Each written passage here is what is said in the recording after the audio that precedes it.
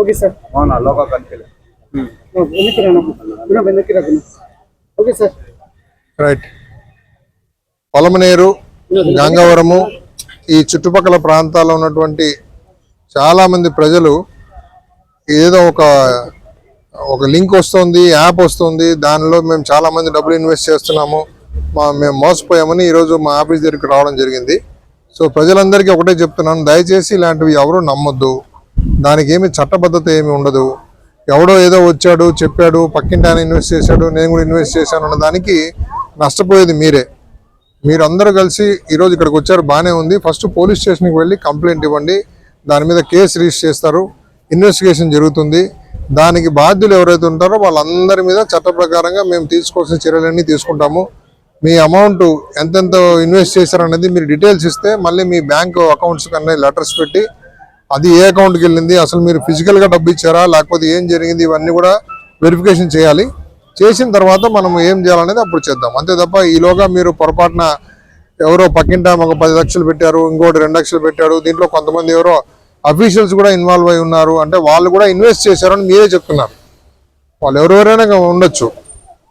మా బాధ అంతా కూడా పేదవాడు కూలీ చేసుకొని డబ్బులు సంపాదించుకొని ఆ ఉన్న డబ్బును కూడా ఇలాంటి వాళ్ళు మాటలు నమ్మి దాంట్లో పెట్టేస్తే, ఒక ఆయన చెప్పాడు ఇందాక వచ్చి, ఆయనకున్న మోటార్ సైకిల్ కూడా ఎక్కడో కుదవ పెట్టి ఆ డబ్బులు అక్కడ ఇన్వెస్ట్ చేశానని చెప్తున్నాడు, 42,000. ఇంకొక ఆవిడ డ్వాక్రా మహిళ కూడా ఏదో సుమారుగా ₹1,00,000 దాకా పెట్టానని చెప్తుంది. ఇంకొక ఆవిడ 70,000 పెట్టానని చెప్తుంది. సో ఇవన్నీ చేయడం వల్ల మీ అమాయకత్వాన్ని మీరే ఎగ్జిబిట్ చేసుకుంటున్నారు. దయచేసి గుర్తుపెట్టుకోండి.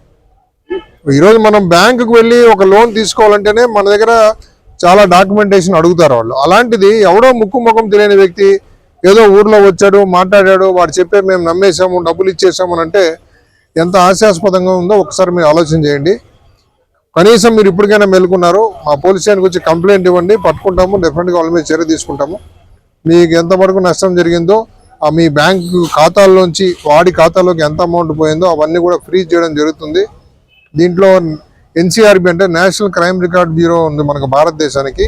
వాళ్ళు కూడా ఇలాంటి ప్రజలు మోసపోకూడదని చెప్పేసి ఒక టోల్ ఫ్రీ నంబర్ కూడా పెట్టారు, 1093. మీరు దానికి కూడా ఫోన్ చేసి చెప్పొచ్చు, అయ్యా మాకు ఇంత డబ్బు మేము ఇట్లా ఇన్వెస్ట్ చేసాము, ఇట్లా జరిగిందని చెప్తే మీకు ఒక దాని నుంచి ఒక రిజిస్టర్ అయినట్టుగా మీకు ఒక నంబరు మీ రిజిస్టర్డ్ మొబైల్కే వస్తుంది.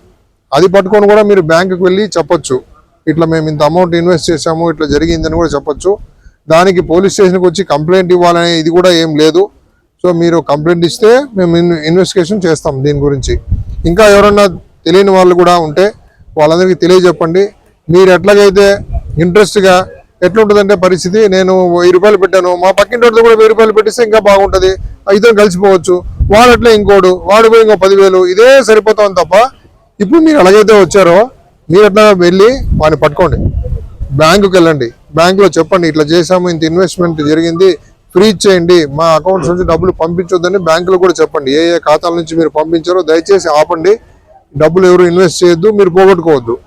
ఇప్పుడు దాకా జరిగిన దానికి ఖచ్చితంగా మీరు కంప్లైంట్ ఇస్తే వెంటనే కేసు రిజిస్టర్ చేసి చట్ట ప్రకారంగా ఏం చర్యలు తీసుకోవాలో తీసుకుంటాం. ఓకేనా? Thank you, bye.